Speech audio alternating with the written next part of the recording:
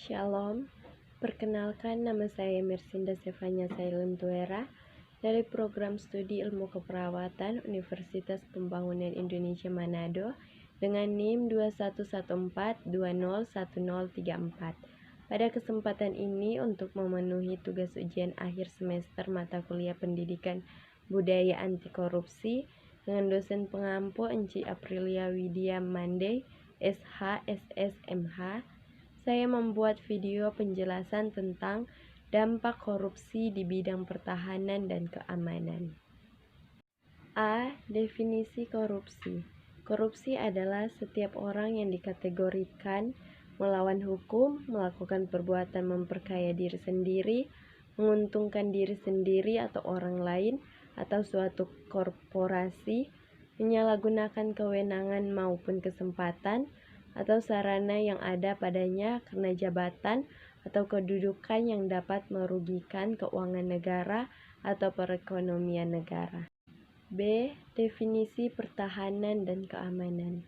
Pertahanan dan keamanan Indonesia adalah kesemestaan daya upaya seluruh rakyat Indonesia sebagai satu sistem pertahanan dan keamanan negara dalam mempertahankan dan mengamankan negara demi kelangsungan hidup dan kehidupan bangsa dan negara Kesatuan Republik Indonesia.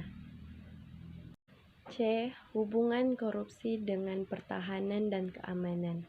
Perkara korupsi, kolusi, dan nepotisme yang banyak menipu para pejabat, baik dari kalangan eksekutif, yudikatif, dan legislatif, menunjukkan tidak hanya mandulnya Undang-Undang Nomor 28 Tahun 1999 tentang penyelenggaraan negara yang bersih dan bebas dari korupsi, kolusi, dan nepotisme, tetapi juga semakin tidak tertibnya nilai-nilai kehidupan sosial masyarakat. D. Dampak korupsi di bidang pertahanan dan keamanan. Korupsi di bidang pertahanan dan keamanan belum dapat disentuh oleh agen-agen pemberantas korupsi. Akibatnya, tidak banyak kasus korupsi yang tidak terungkap dan sampai kepada putusan pengadilan yang terungkap di media massa. Namun, apakah hal tersebut berarti institusi pertahanan dan keamanan Indonesia? E. Langkah untuk memberantas korupsi di negeri. Yang pertama, berikan hukuman berat pada koruptor. Memberikan hukuman berat bagi para pelaku koruptor akan memunculkan efek jerah. Hal ini juga dapat menjadi pelajaran bagi seluruh kalangan agar tidak melakukan hal yang serupa. Yang kedua, jadi pemimpin yang berintegritas. Sebagai seorang pemimpin, sudah seharusnya menjadi contoh yang baik bagi setiap anggotanya.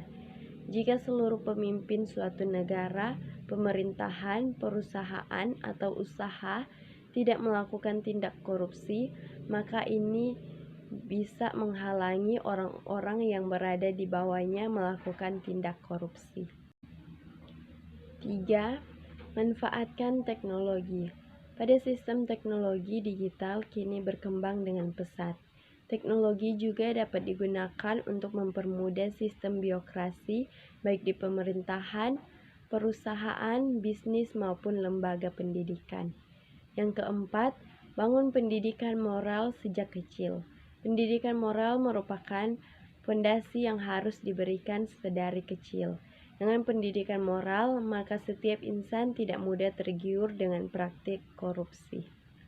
5. Tanamkan nilai religi secara intensif.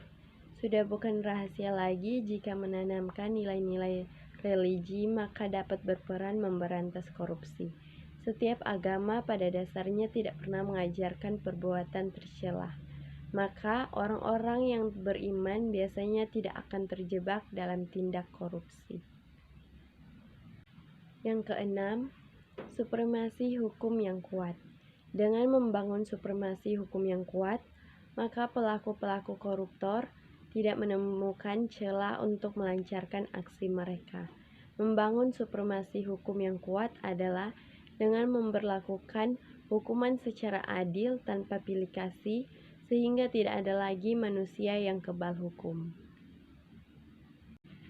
Yang ketujuh, menutup celah internasional. Hal lain yang dapat dilakukan untuk mengatasi korupsi adalah dengan menutup celah internasional. Banyak koruptor yang melakukan pencucian uang dan menyembunyikannya di negara lain. Dengan menutup celah internasional, maka para koruptor akan lebih mudah dilacak. Di akhir video ini saya mempromosikan kampus tempat saya kuliah, yaitu Universitas Pembangunan Indonesia Manado. Buat teman-teman yang setelah lulus SMK atau SMA yang bingung mau kuliah di mana, saya merekomendasikan untuk bergabung dengan Universitas Pembangunan Indonesia Manado. Karena di Universitas Pembangunan Indonesia Manado di dalamnya terdapat beberapa fakultas, yaitu Fakultas Keperawatan, Fakultas Hukum, Fakultas Teknik, Fakultas Pertanian, Fakultas Ilmu Sosial, Fakultas Ilmu Politik, dan Sastra. Ayo bergabung dan daftarkan diri teman-teman di Universitas Pembangunan Indonesia Manado. Sekian dari saya ucapkan terima kasih.